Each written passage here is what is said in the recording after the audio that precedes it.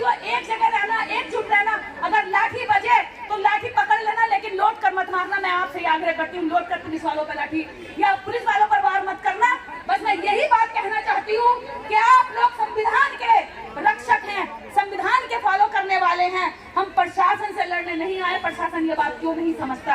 प्रशासन हमारे आंदोलन को क्यों भ्रमित कर रहा है? प्रशासन क्यों नहीं समझता कि हम तुम्हें अपना समझते हैं? ये लड़ाई सबकी है, इस देश के गरीबों की है, कुचलों की है, मजलूमों की है। और वो मजलूम गरीब यहाँ बैठकर चीख कर कह रहे कि हमारी लड़ाई जैसे अंजाम तक पहुंचाइए। तो आप इसे रास्ते में बैरियर ना बने, आप बीच में ना आए। हमारी लड़ाई सीधी सरकार से है। हम हक मांग रहे हैं, भीख नहीं मांग रहे हैं। और ये अधिकार की लड़ाई आखिरी सांस तक लड़ी जाएगी। ठीक है साहब।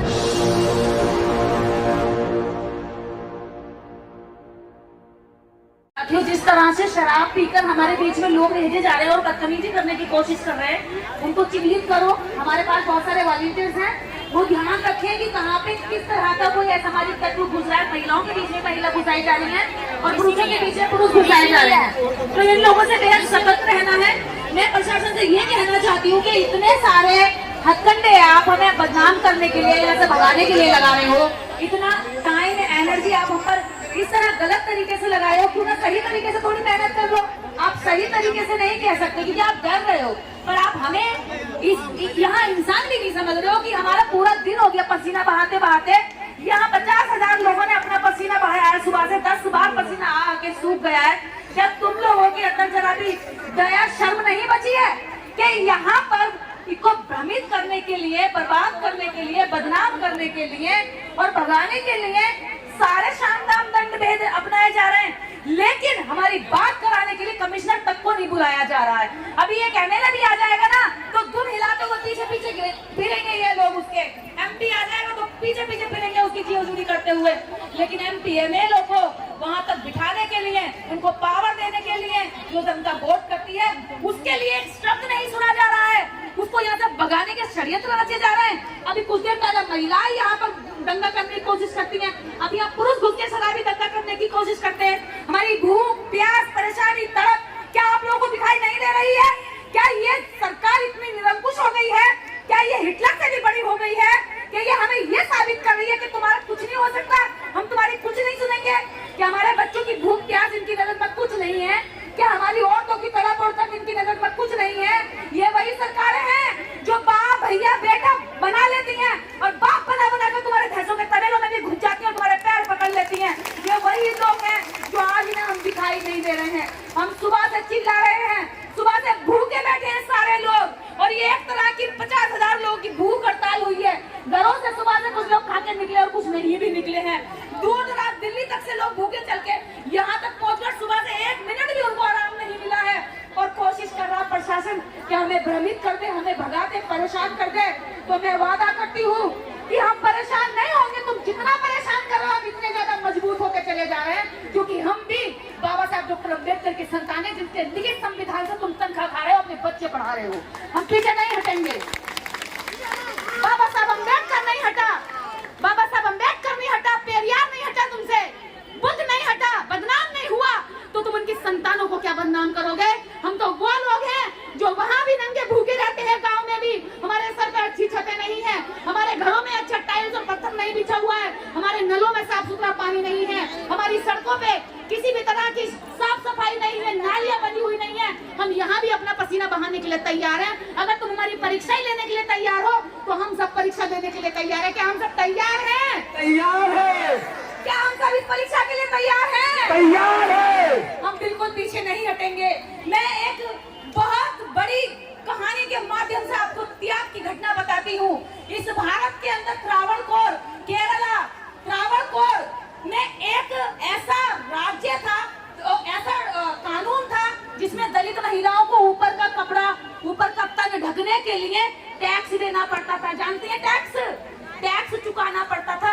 अगर दलित महिलाएं अपना स्तन ढकेंगी तो टैक्स चुकाएंगी, और अगर टैक्स नहीं चुकाएंगी तो नंगी रहेंगी। ये कानून था इस भारत के अंदर, ऐसा घटिया कानून था। और ये वही लोगों ने कानून बनाया था जो आज सत्ता में बैठे हैं, वो हमें नंगा भूखा देखना चाहते हैं। उन्होंने कानून बनाया कि दलित महिला अपने ऊपर का तन नहीं ढकेगी, अगर वो ढकेगी तो उसको टैक्स चुकाना पड़ेगा। और टैक्स भी ऐसे नहीं, वजन के हिसाब से, साइज के हिसाब से हमारी माताओं बहनों को अपमानित कर करके टैक्स लिया जाता था। जिनके घर नहीं थे, रोजगार नहीं थे, भूखे थे, प्यासे थे, लकड़ियां पीट के अपना पेट भरते थे, वो कहां से टैक्स देते? तो मजबूरन हमारी औरतों को ऊपर का वस्त्र नहीं पहनना होता था, नंगा रहना पड़ता था, नग्न रहना पड़ता था और शर्म से नीचे सर झुकाकर चलना पड़ता था। सोचो, जब हमारा ये स्तन ही नहीं ढका होगा, हमारा अंग ढका नहीं होगा, तो क्या हम सर उठाकर चल सकते हैं? नहीं चल पाएंगे। हमें अपमानित किया गया, फिर भी हम जिंदा रहे। उसके बाद माता नंगेली, जिसके बारे में बताती हूँ आपकी असली देवी के बारे में, माता नंगेली ने कहा कि हे टैक्स के अधिकारियों, मैं तुम्हें टैक्स नहीं दूंगी, क्योंकि ये शरीर मेरा है, तो इस पर हुक्म भी मेरा चलेगा, तुम्हारा नहीं चलेगा। मैं टैक्स नहीं दूंगी और मैं कपड़े भी पहनूंगी। इस बगावत को देखकर वहां का राजा बौखला गया। और ये देश की सच्ची घटना बता रही हूँ, शायद प्रशासन ने भी नहीं पढ़ा होगा इतना गहरा इतिहास, वो भी जान ले कि हम कहां से परिश्रम करते हुए यहाँ तक पहुंचे हैं। जब माता नंगेली बोली कि तुम चाहे जो कर लो, मैं अपना तन ढक कर रहूंगी और मैं तुम्हें टैक्स भी नहीं दूंगी। जब ऐसा हुआ तो टैक्स अधिकारियों ने जाकर दबाव बनाया कि नंगेली, तुम इस तरह से नहीं रह सकती कपड़े ढककर, तुम राजा के कानून का उल्लंघन कर रही हो। तो माता नंगेली ने कहा कि जब तुम्हारी औरतें पूरा वस्त्र पहन सकती हैं, तो आखिर हम भी तो इंसान हैं, हम भी औरतें हैं, हम क्यों नहीं पहन सकती? माता नंगेली ने जोर देकर कहा कि हमारा शरीर हो, तुम हमें ढकने का अधिकार तक नहीं देते, तो ऐसी गंदी सरकार को मैं उखाड़ फेंकूंगी। मैं भले ही तुम्हें एक साथ नहीं हटा सकती, लेकिन मैं इसके लिए अपनी जान तक देने को तैयार हूँ। जब टैक्स अधिकारी नंगेली के घर गए तो नंगेली ने दरवाजा बंद किया, बोली कि मैं अभी तुम्हारा टैक्स ला रही हूँ, टैक्स भरूंगी। जानते माता नंगेली ने क्या कुर्बानी दी? ये कान खोल के सुन लेना, कई हजार वर्षों का इतिहास जो दफन है, जिसकी चिंगारी आज तक आपको तक नहीं पहुंचने दी। माता नंगेली ने जानते क्या किया? माता नंगेली ने अपने दोनों स्तन काट के टैक्स अधिकारी के हाथ में रख दिए और कहा, जा, मैं वो शरीर का अंग ही नहीं रखती जिस पर मेरा अधिकार ना हो। और टैक्स अधिकारी कांप उठा और रो पड़े, भाग गए और देख नहीं पाए। और इस तरफ में ज्यादा खून बहने की वजह से माता नंगेली की मौत हो गई। और माता नंगेली की जब मौत हुई तो जानते हैं, आप जैसी हजारों महिलाओं ने कपड़ा पहना और राजा से कहा, अगर दम है तेरे अंदर तो हमारे कपड़े उतार के दिखा, हम कपड़े पहन कर रहेंगे, नंगेली की कुर्बानी जाया नहीं जाने देंगे।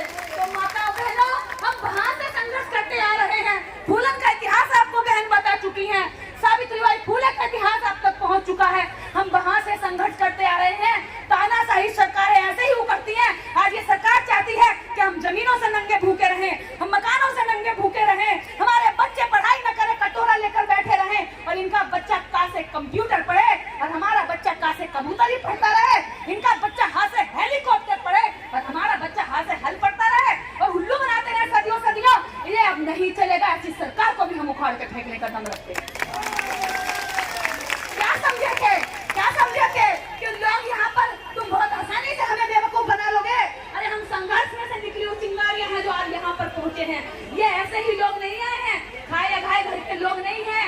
ये पूरा दिन खेतों में खटते हैं, पसीना बहाते हैं, भूखे भी रह लेते हैं। इनको तो भूख की बर्दाश्त है, लेकिन सोचा कि तुम्हारी कहाँ से आएगी इतनी फौज जो भूखी रहकर हमारी क्या कहते हैं तैनाती देगी। तो हमें इस देश के अंदर रहने का और अधिकार और सम्मान से जीने का भारतीय संविधान देता है, किसी का बाप या दादा नहीं देता है। और हम बाबा साहब डॉक्टर अम्बेडकर की संतानें ये साबित करके दिखाएंगे कि संविधान के अंदर रहकर ही हम अपने अधिकार लेंगे। चारों तरफ से पुलिस घेर रही है, कोशिश कर रही है कि किसी तरह से लोगों को छिन्न भिन्न किया जाए और जब कम रह जाएंगे तो लाठी बजा बजा के भगा दिया जाए। पुलिस का यही हथकंडा होता है। हम बहुत आंदोलन करते हैं और यही हम देखते हैं। हम दिल्ली से लेकर मुरादाबाद, उत्तर प्रदेश, अन्य कई राज्यों में आंदोलन करते हैं तो हम यही देखते हैं कि वहाँ वॉशरूम करने गए हुए लोगों से कहा कि जाओ कर आओ, और जब अंदर आने की बारी हुई तो उन्हें आने नहीं दिया, यानी आधे लोगों को भगा दिया। इधर गेट से जो लोग गए उन्हें अंदर नहीं आने दिया, जो उधर चले गए उन्हें अंदर नहीं आने दिया।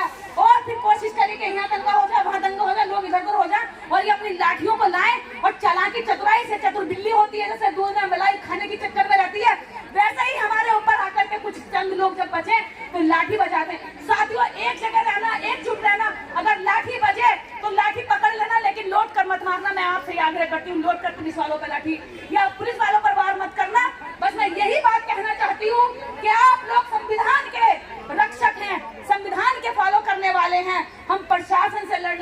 प्रशासन ये बात क्यों नहीं समझता? प्रशासन हमारे आंदोलन को क्यों भ्रमित कर रहा है? प्रशासन क्यों नहीं समझता कि हम तुम्हें अपना समझते हैं? ये लड़ाई सबकी है, इस देश के गरीबों की है, कुचलों की है, मजलूमों की है। और वो मजलूम गरीब यहाँ बैठकर चीख चीख कर कह रहे हैं कि हमारी लड़ाई इसे अंजाम तक पहुंचाइए। तो आप इसे रास्ते में बैरियर ना बने, आप बीच में ना आए। हमारी लड़ाई सीधी सरकार से है। हम हक मांग रहे हैं, भीख नहीं मांग रहे हैं। और ये अधिकार की लड़ाई आखिरी सांस तक लड़ी जाएगी। इसी के साथ जय भीम। मैं इसके निराला जी को आमंत्रित करती हूँ।